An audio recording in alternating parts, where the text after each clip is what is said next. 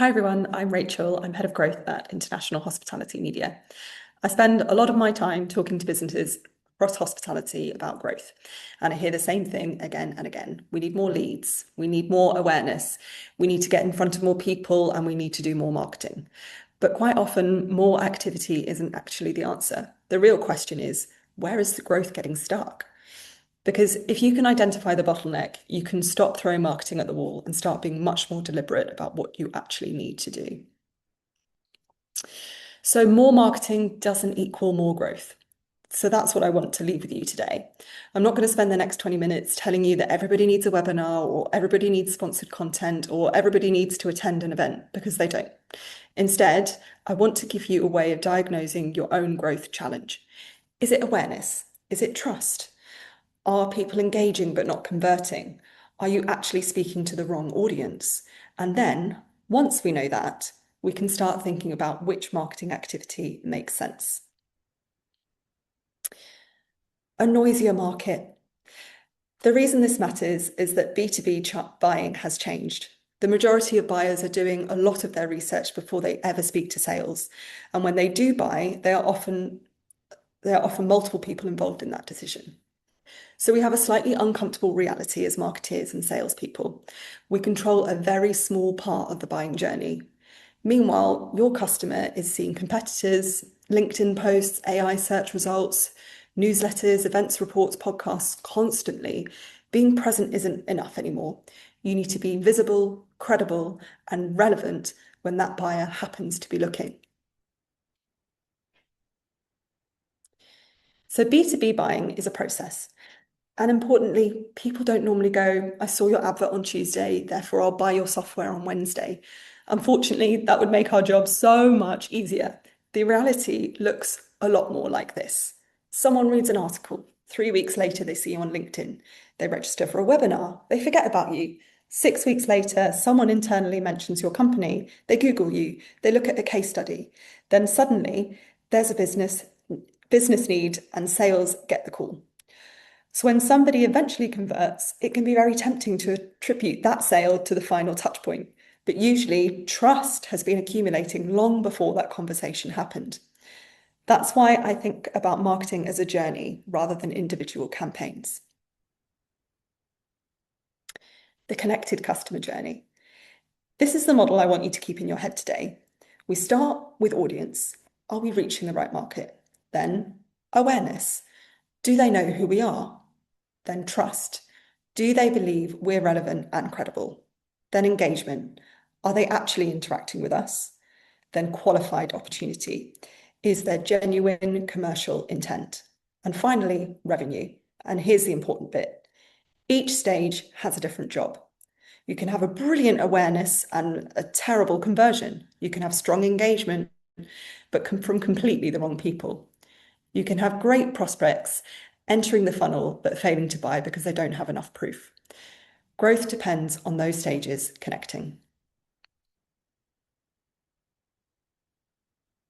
Now, the symptom isn't always the problem. This is probably the most useful diagnostic slide in the presentation, because what you experience isn't necessarily what the problem is. If people don't recognize your brand, you've probably got an awareness problem. If they know you but don't really understand what you do, that's market education. If prospects keep getting interested and then disappearing, perhaps you've got a trust or relevance problem. If your content gets fantastic engagement but nobody inquires, that's different again. And if sales is having loads of conversations but they're going nowhere, I would absolutely question whether you're reaching the right audience before simply demanding more leads. So when someone says, we need more leads, my first question is, why? What is actually happening at the moment? And that's where the useful conversation starts.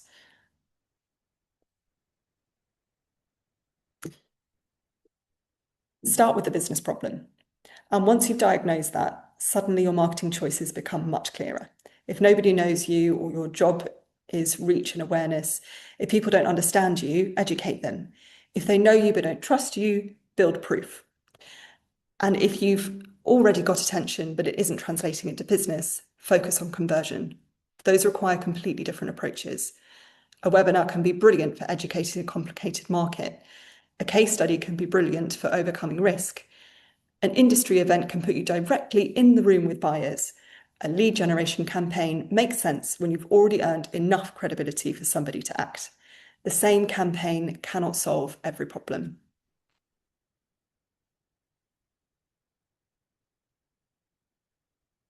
So organic and third-party reach. Now, you can obviously do a huge amount yourself. You've got your own LinkedIn, your own database, your own content, your own website, and absolutely you should invest in those. But organic growth has its limitations. You're dependent on algorithms, your existing audience, internal capacity, and the speed at which you can build trust with people who don't already know you. And that's where third-party platforms become really useful. Not because they replace your own marketing, they amplify it. You're effectively borrowing an established audience and some established credibility. The sweet spot is where the two work together, your expertise and content combined with somebody else's trusted access to the market. So at IHM, we have different solutions for different jobs. And that's how I want to think about today. We have websites and newsletters that create consistent visibility, editorial and thought leadership that build credibility, webinars and expert-led content that allow people to engage more deeply, and events that put you face-to-face with the market, lead generation activity that gets much closer to commercial intent, and then integrated campaigns that connect several of those stages together. Again, I'm not particularly interested in saying, here's our menu, what do you want to buy? I'd rather understand where your gap is and work backwards from there. So why IHM? And the reason I think specialist media has a particularly important role here is trust. International hospitality media isn't simply selling advertising space. Across short-term rentals, urban living news, boutique hotel news, and service department news, we have specialist editorial teams embedded in those industries. Speaking specifically about short-term rentals, we have Priya, our editor, and she puts it really well here. The value is the context and the trust, not just the audience. Anyone can sell you impressions. The harder thing is build credibility with a very specific professional community. So we've got 3 routes. What does it look like in practice? Imagine 3 different companies. Company 1 needs awareness. We might start with insight-led content, distribute it through newsletters and websites, amplify it socially, and then retarget people who have engaged. Company 2 sells something quite complex. Their issue isn't awareness, it's understanding. So perhaps we create research, turn it into a report, use a webinar or roundtable to unpack the findings, then nurture the people who engage. Company 3 already has market recognition. Their priority is leads. So now we can be much more deliberate, tightly define the audience, use high-value content, an event or a webinar qualification questions, engagement data, and then structured sales follow-up. Same platform, 3 completely different campaigns because they're 3 completely different business problems. Audience quality. And this is where I want to make one distinction around reach. Big numbers look nice on a media deck, but I'd rather have 100 of the people you genuinely want to sell to than 10,000 people who will never buy from you. Short-term rentals currently has more than 17,000 global email subscribers and an email open rate of around 52% currently, and around 35% of that audience is C-suite. But the important question isn't just how many people we can reach, it's who are they, what do they do, and what action can we get them to take?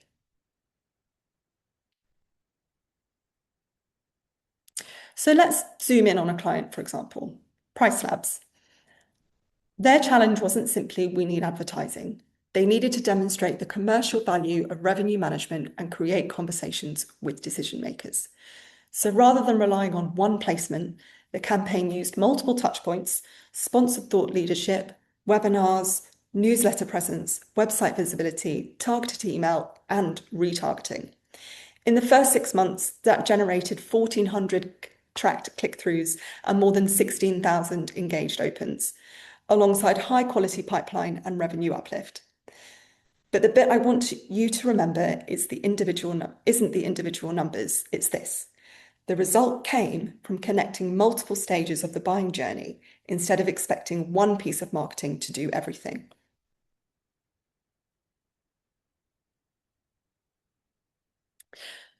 So, big brands and startups. And this isn't something that only works if you're price lab size. We work with businesses at very different stages, from large global organizations, you can see some examples here, through to companies trying to establish themselves in a new market. A startup may desperately need awareness and credibility. A scale-up may already have awareness and now need to turn that into a pipeline. An established brand may simply need to access a very specific audience or help entering a new vertical.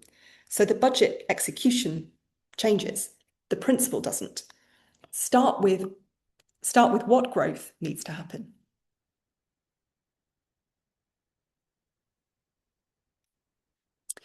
So, 5 questions to leave with you today.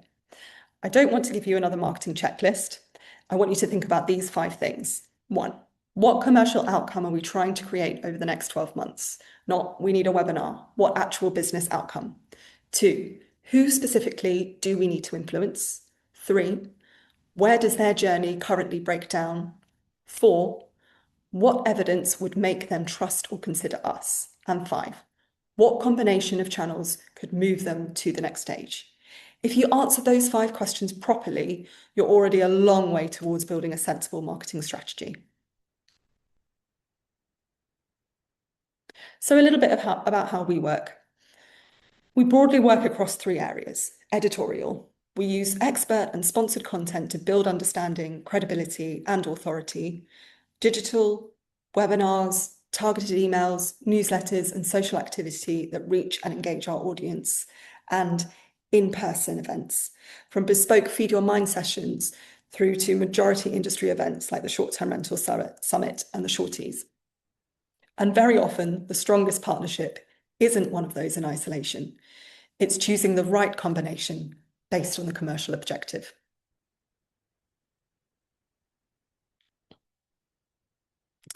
So from diagnosis to action. If you remember nothing else from today, remember this sequence: identify, locate, understand, select, and connect.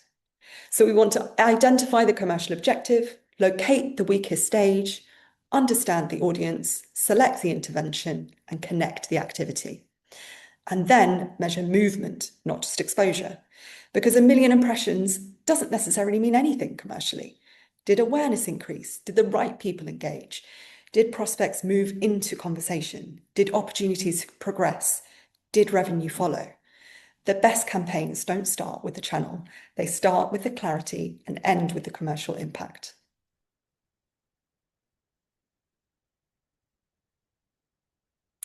So I'm going to practice what I've just preached and finish. Sorry, I'm going to practice what I've just preached and not finish this by saying, come and buy a webinar from me. If you're looking at a growth plan and you're not sure where the bottleneck actually is, that's the conversation I genuinely like having. We can look at what you're trying to achieve, who you need to influence, what's working already, and where these things seem to be breaking down. And if IHM can help, brilliant. We'll build something that makes sense.